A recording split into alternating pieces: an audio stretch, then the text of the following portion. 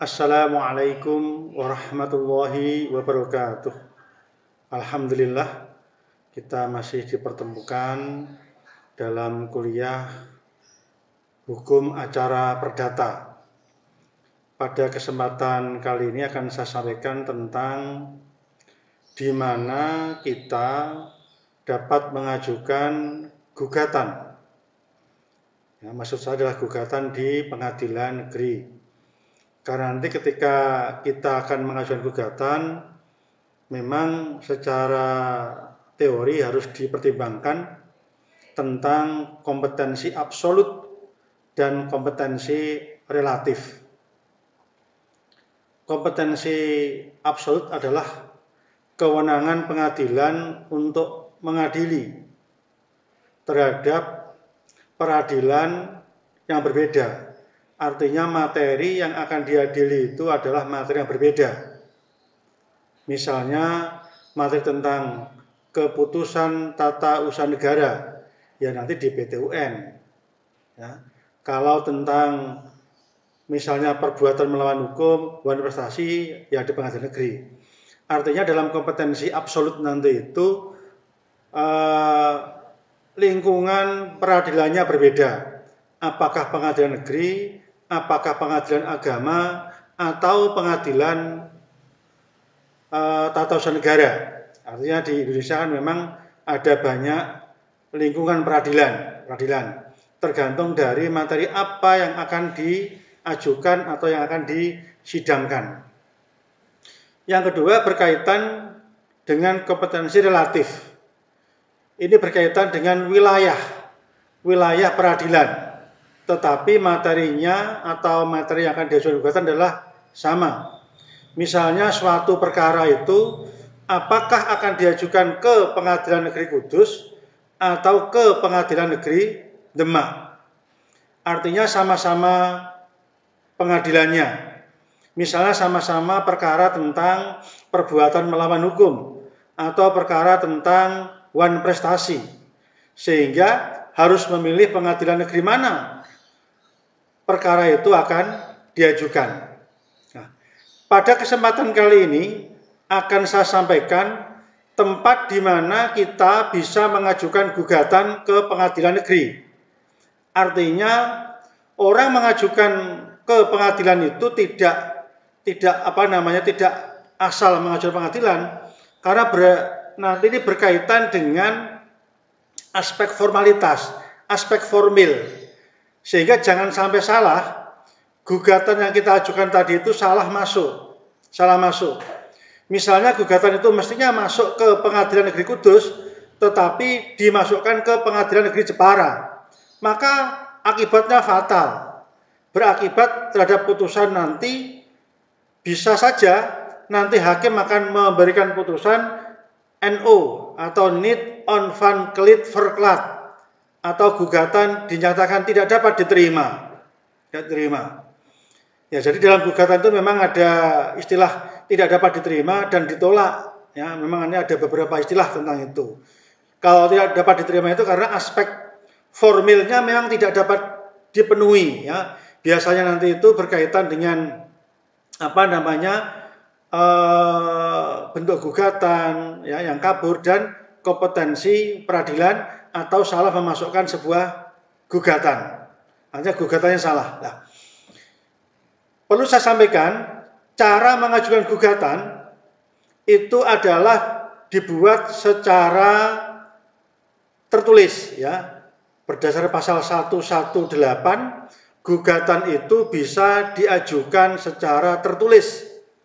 Ditujukan kepada ketua pengadilan negeri, ya, kecuali memang orangnya buta huruf, memang boleh lisan ya. Nanti ada gugatan memang diperbolehkan. Tetapi selama itu kita tidak buta huruf, maka gugatan harus dibuat secara tertulis, ditujukan kepada ketua pengadilan. Nah, permasalahannya adalah kepada ketua pengadilan mana kita mengajukan. Di dalam pasal 118 HIR itu adalah sumber hukumnya, Het Hegersin Indonesisch Reglement. Itu sumber hukum kita bisa mengajukan ke pengadilan. HIR itu digunakan untuk orang-orang Jawa dan Madura. Kalau luar Jawa dan Madura itu menggunakan namanya RBG. Dan memang nanti kita akan kaitkan. Nah, berdasarkan pasal 118 HIR, gugatan itu diajukan kepada yang pertama, tempat tinggal tergugat. Maksudnya kepada Ketua Pengadilan Negeri, tempat tinggal tergugat itu di mana? Kalau tempat tinggalnya di Kudus, berarti diajukan kepada Ketua Pengadilan Negeri Kudus, karena tempat tinggalnya di Kudus. Ya. Tempat tinggal itu adalah yang sesuai dengan KTP-nya. Di mana yang akan kita gugat itu? Tergugatnya di mana? Itu akan menentukan di mana kita mengajukan gugatan. Jangan sampai salah masuk. Ketika kita mengajukan gugatan, misalnya lawan kita tergugat ada di Kudus, kemudian diajukan ke Pengadilan Negeri Pati, maka akan salah. Ya, KTP. Yang kedua adalah tempat diam tergugat. Ya, tempat diam maksudnya Ketua Pengadilan Negeri, tempat diam di mana tergugat berada. Tempat diam adalah tempat seseorang melakukan aktivitas kesehariannya. Jadi kalau memang dia sehari-hari di situ, maka dia bertempat diam di situ. Ya, bertempat diam di situ. Saya contohkan begini. Ada mahasiswa IAIN Kudus, ya, kuliah di IAIN Kudus, rumahnya Pati. Artinya apa? Dia punya KTP Pati. Kemudian dia kos atau mengikuti saudaranya yang ada di Kudus. Artinya mahasiswa tadi itu bertempat tinggal di Pati karena KTP-nya Pati dan bertempat diam di Kudus. Karena dia kosnya di Kudus, ikut kakaknya di Kudus dan sebagainya. Ya. Memang kalau di dalam pasal 118 letter luck-nya mengatakan tempat tinggal dan tempat diam sebenarnya. Tetapi para ahli termasuk saya itu menafsirkan bahwa kalau yang tempat tinggal itu adalah sesuai dengan KTP dan tempat tinggal yang sebenarnya itu adalah tempat diam. Ya, ini para ahli memang ini samalah saya kira. Jadi dalam praktek juga nampaknya sama ketika kita akan mengajukan gugatan juga yang digunakan pertama adalah tempat tinggal tergugat. Ya, itu satu, yang kedua tempat diam. Yang ketiga adalah jika tergugat lebih dari satu orang, maka gugatan diajukan di Pengadilan Negeri salah satu tempat tinggal tergugat. Misalnya yang akan digugat itu katakanlah ada 3 orang, satu di Pati, satu di Kudus, satu di Jepara, kita cukup memilih salah satu saja. Ya. Tempat tinggalnya salah satu dari tergugat yang akan kita ajukan gugatan. Itu yang ketiga. Ya, yang ketiga.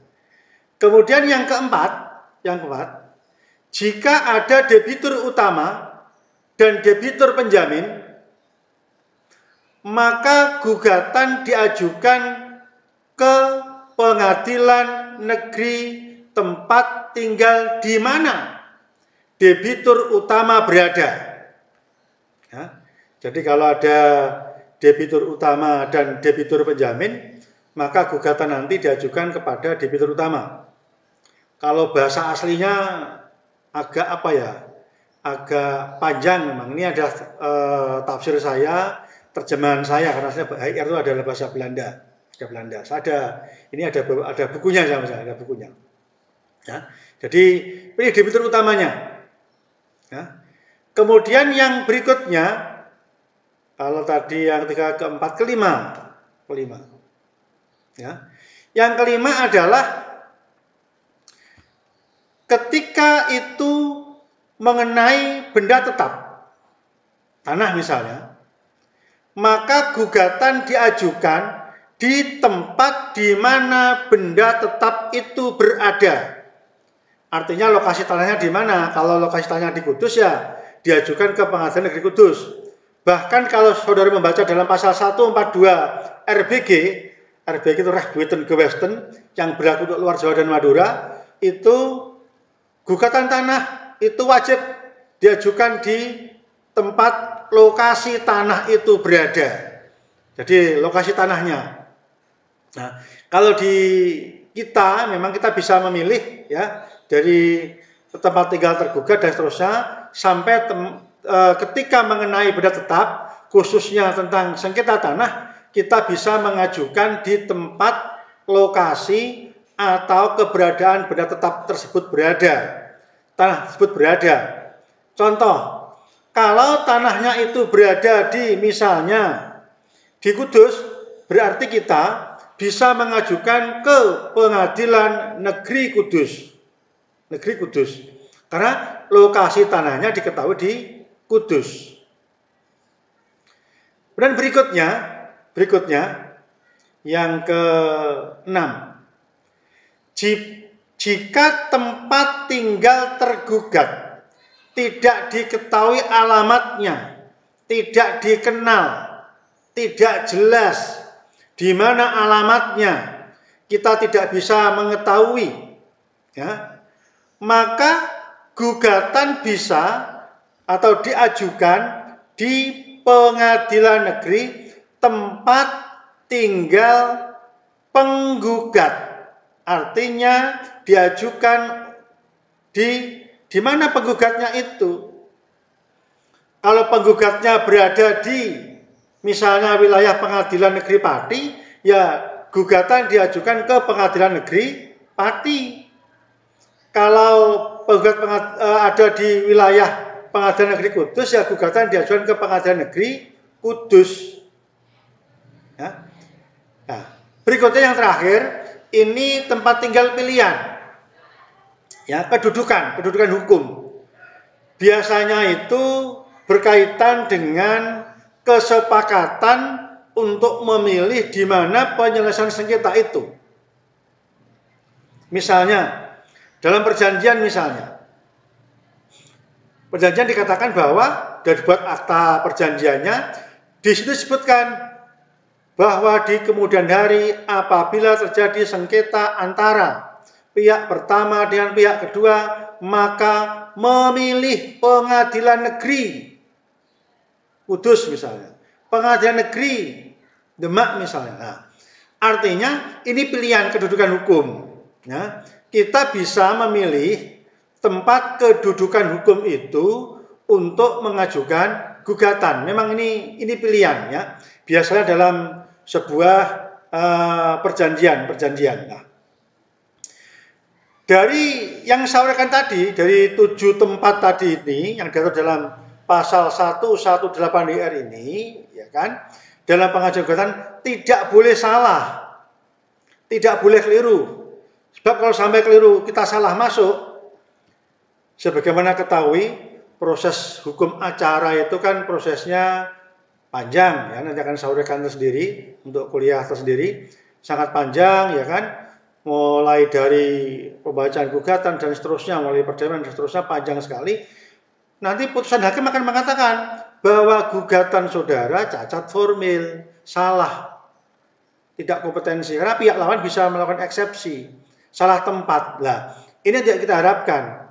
Tidak masuk pokok perkara, tapi kita salah masuk. Sudah membayar biaya perkara, prosesnya panjang, ternyata kita salah masuk. Maka harus berhati-hati di dalam mengajukan gugatan. Tempatnya harus fix betul, dipastikan betul agar kita tidak diputus hakim yang menyatakan gugatan tidak dapat diterima.